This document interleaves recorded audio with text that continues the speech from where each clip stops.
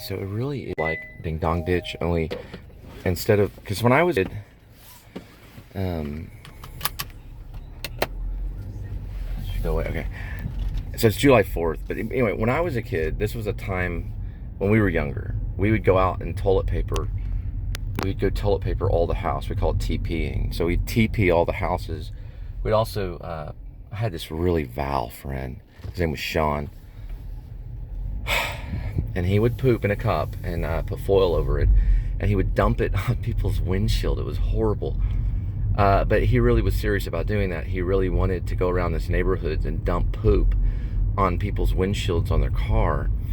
I never really did that, but we did take eggs, and we'd throw eggs at their house. And one time the police caught us. We were probably about like maybe 10 or 11. And instead of taking us to jail, they made us clean this whole house with this with soapy water, clean all the car. This we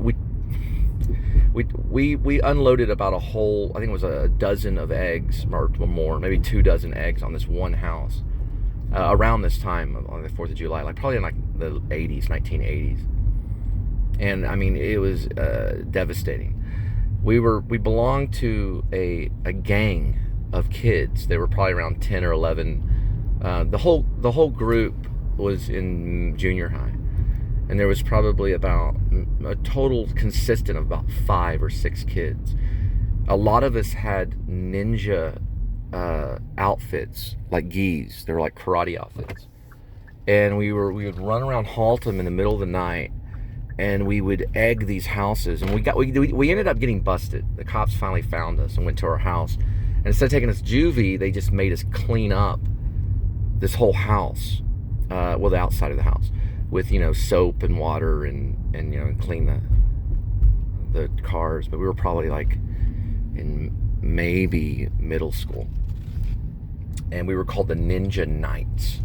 So we were a gang of kids, or a clique of kids really, of about 4 or 5. It was Foster Harrington, who died as a Marine in 2005. He was kind of the main mission guy. So we'd plan all the missions in my bedroom on a map. We even drew a map of the neighborhood. And then there was Sean Miller, who everyone hated. I didn't hate Sean, but he was the one that came up with the poop idea. But he would never do that around my friends, but he was kind of vile. He only did that a few times. We'd also throw these things called corn bombs, which were made by, they were made out of my mom's Rum Dum Ditty. Rum Dum Ditty was tomato, hamburger meat, corn and green onions and things like that. So we would take these little thin plastic bags, and we would put the corn and the Rum Dum Ditty inside of the bag, and we'd throw it at these houses in the middle of the night. We did that for almost all of summer until towards the end the cops busted us. The reason why the cops actually busted us was not because that we threw the eggs and stuff. We were really like ninjas. We would disappear in the bushes and stuff like that and hide in the shadows. But the reason why we got busted was because of my sister. My sister and her friends, who were a couple of years older, they snuck into the neighbor's car and stole some cigarettes, and the neighbors called the police. But that was the same house that we egged. So my sister and her friend got some cigarettes in the car. The neighbors called the police, and we just did a bomb run at the wrong time with these eggs, went flying, and the cops just showed, and then they blamed everything on us, not the cigarettes though. My sister never got in trouble for that.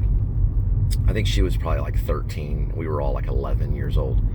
But it was Foster Harrington, it was Sean Miller, and it was this kid named, we called him Bird Nest Head. He was this poor kid that had this crazy hair like Larry Bird, but we all called him Bird Nest Head. I think his name was Chris, and then there was Mike, which we also called Handbone.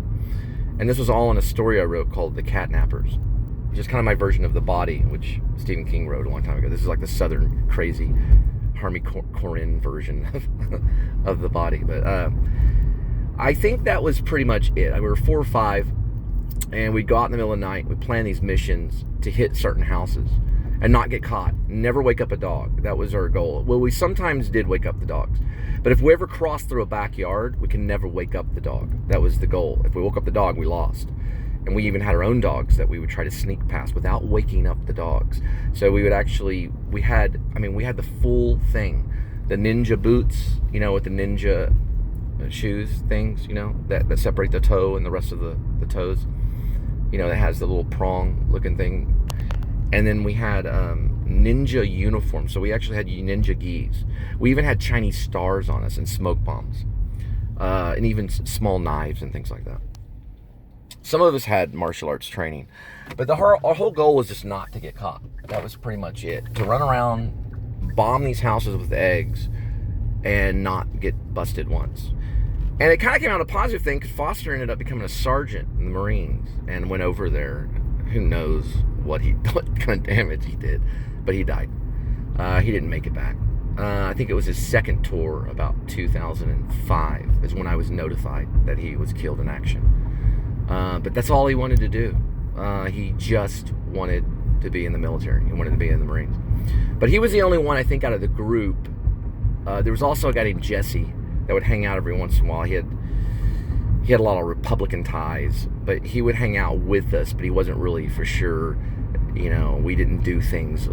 We were very unorthodox about how we went about our missions at night.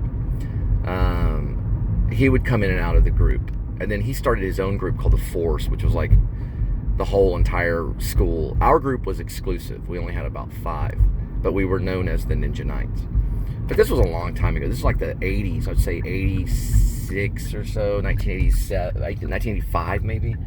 73, so 83 I was 10. So like 1985 maybe, around that time. We were in Haltom. Anyway, I don't know where I'm at right now. I'm by Hebron or something like that.